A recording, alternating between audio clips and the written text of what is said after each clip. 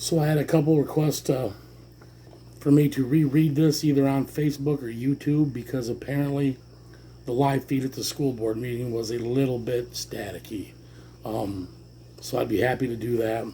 I'm sorry it's a little lengthy. Good evening. Thank you for coming. As you are all aware, the Barry Eaton County Health Department has mandated that starting Wednesday, September 22nd, all students must wear a mask while inside the school buildings. I suspect that is why many of you are here tonight or watching the live feed via the school website or on YouTube. I would like to start by reiterating that this decision was not made, promulgated, encouraged, or championed by the school board, by the administration, or the staff of the Bellevue Community Schools.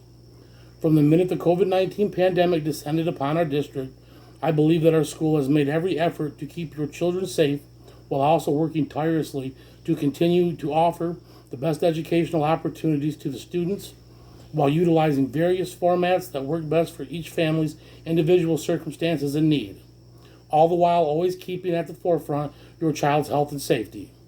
Undoubtedly, you expect nothing less of us, and we are honored, blessed, and grateful that you entrust us with the thing that you love more than anything on earth. We do not take that duty lightly. I understand your frustrations. I honestly and truly do. I steadfastly believe that there are certain natural rights endowed upon each man and woman bestowed to you at birth by your creator, deity, or under whatever theory of existence you prescribe to. I fully believe that these rights and the benefits and responsibilities that flow from the penumbra of those rights are absolute and irrevocable. It can be argued that the most important of these is the liberty to rear a family, raise your children, and determine which decisions and choices will protect you. It will protect and care for those children in a manner that you see fit. That choice is yours and yours alone. It is not created or given to you by any entity, nor can it be destroyed by one, including the government, an administrative agency or body thereof, local, state, federal, or otherwise. In fact, this principle is codified in state law under MCL 380.101, stating that it is the fundamental natural right of parents and legal guardians to determine and direct the care, teaching, and education of their children. The public schools of this state shall serve the needs of the pupils by cooperating with the pupils' parents and legal guardians to develop the pupils' intellectual capabilities and vocational skills in a safe and positive environment. It is hardly reasonable to remove the natural rights and responsibilities of the parent and to circumvent the entity that the state has, until now, charged solely with aiding and assisting the parent with these important decisions and instances as they relate to the educational setting, and in its stead, empower a state administrative agency headed by an unelected bureaucrat with no familiarity of our educational environment. An elected school board trustee also has rights granted to him, her, or him. Those rights derive from the community and the constituents who voted to duly elect me and my fellow board members. I am honored that you believe in me to such a great extent.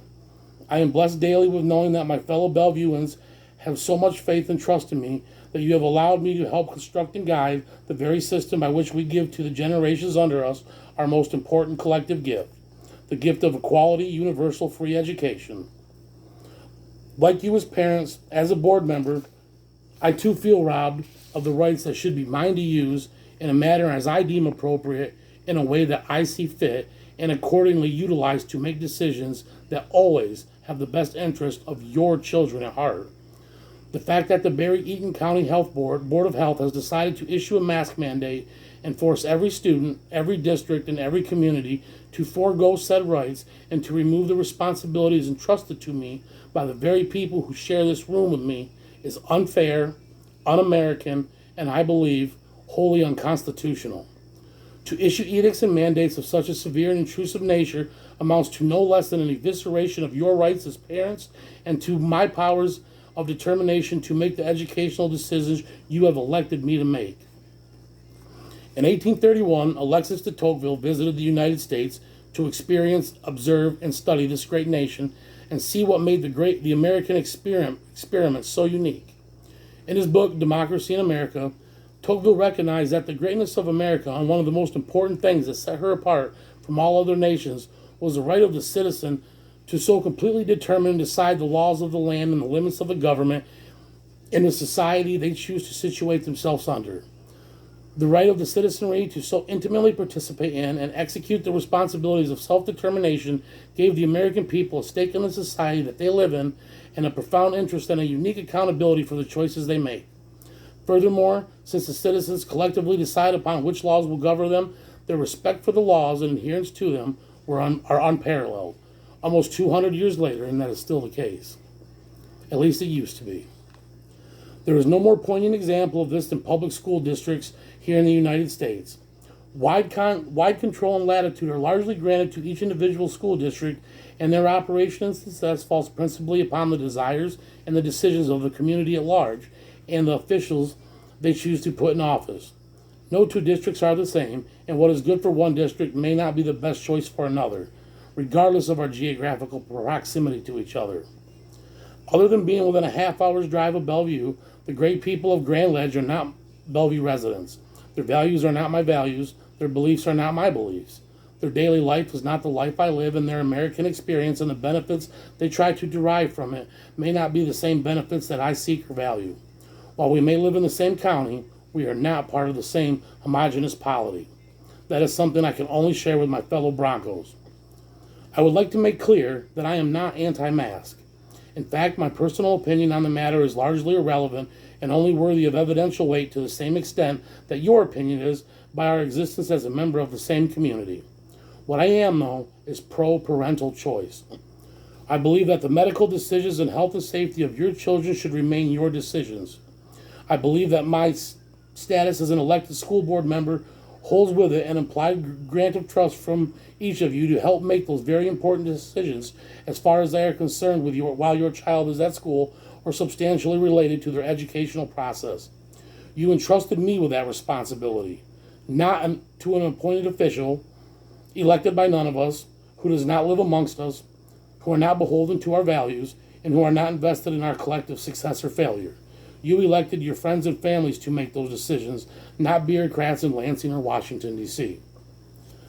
I want to try to keep this as non-political as possible, but I would be remiss, however, to not acknowledge that much of the nature of our confusion surrounding issues like the mask mandate has either originated from or been exacerbated by politics, between political parties, between regions and states, between varying health entities and medical professionals, and between governing bodies.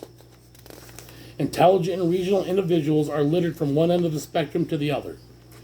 Furthermore, at least in our case here in Eaton County, it most assuredly does not help our belief that our County Board of Health is making prudent decisions on our behalf, that they acted in good faith, or bolster our confidence in believing a requisite amount of due diligence has been afforded to their decision when the most restrictive and certainly the most despised option available to us in reducing the spread of COVID was implemented first. It is done without any thought or attempt to see if varying, less strict policies might offer the same or greater effect as forcing every kid in the county to don a mask the entire time they are at school. And just as important, if you believe in masking up and choose to send your child to school with 17 masks, 8 face shields, 3 balaclavas, and an astronaut's helmet, I will fight just as hard to make sure your choice is respected and that your children are afforded every bit of aid required to make your personal decisions work for you within the parameters of our system. I am not pro-mask or anti-mask. I am pro-parent decision. Since the start of the pandemic, through individual interest in education, I have tried to keep myself abreast of the research, knowledge gained, and developments pertaining to COVID. I recently looked at data from 2 separate counties in Florida that tend to show that the use of masks significantly reduced the spread of COVID when compared to a county with a mask exception. I covered the findings of a Stanford University study that tends to show the efficacy of masks. Also, most recently, I studied the results of that. I studied the results of a study that showed that there was no. Excuse me, I apologize here. I also recently looked at data from.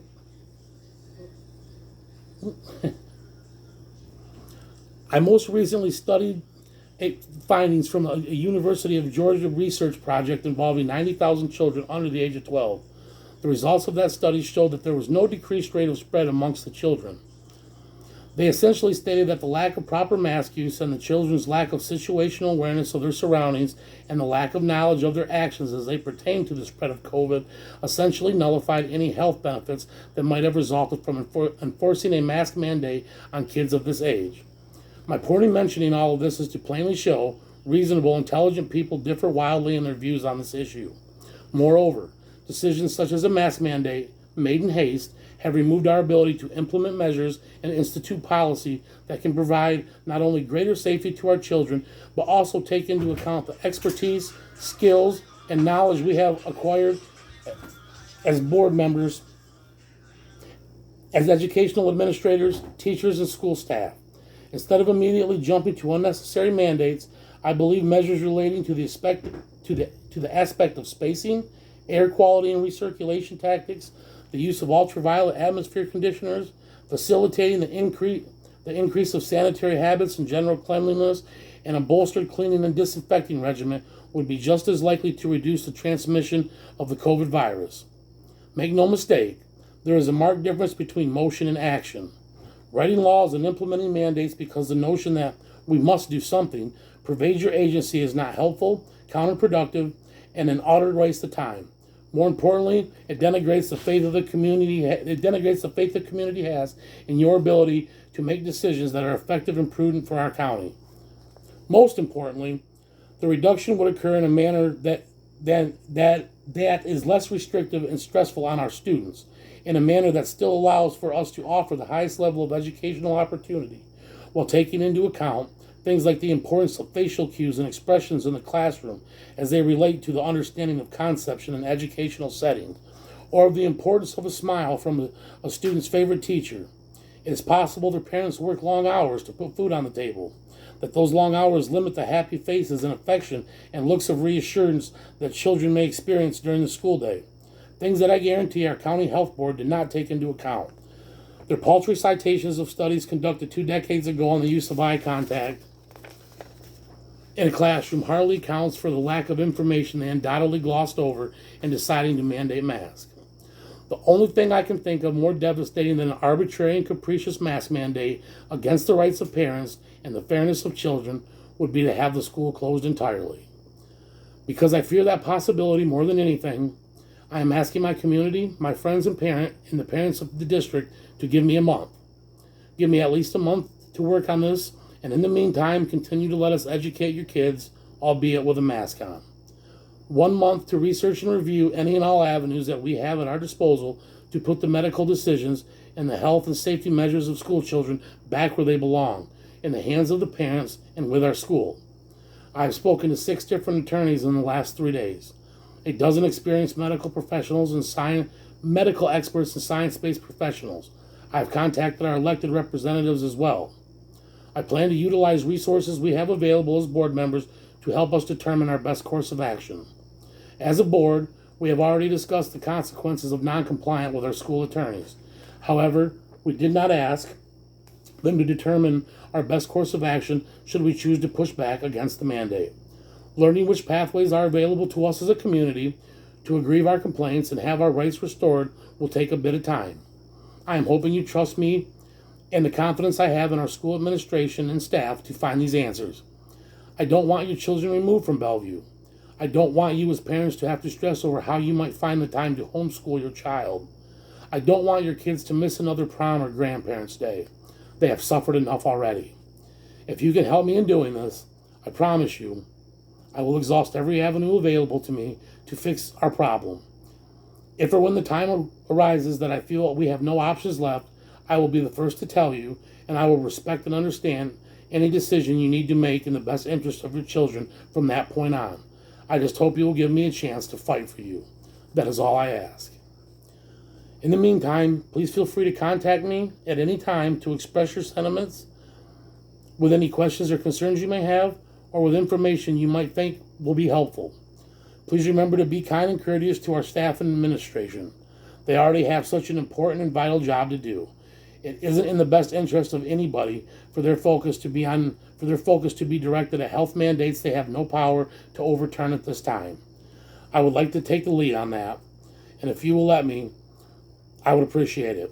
If I can relinquish some of their worry over this so they can focus on quality educational instruction, I will gladly do it with a smile. They just want to teach our kids.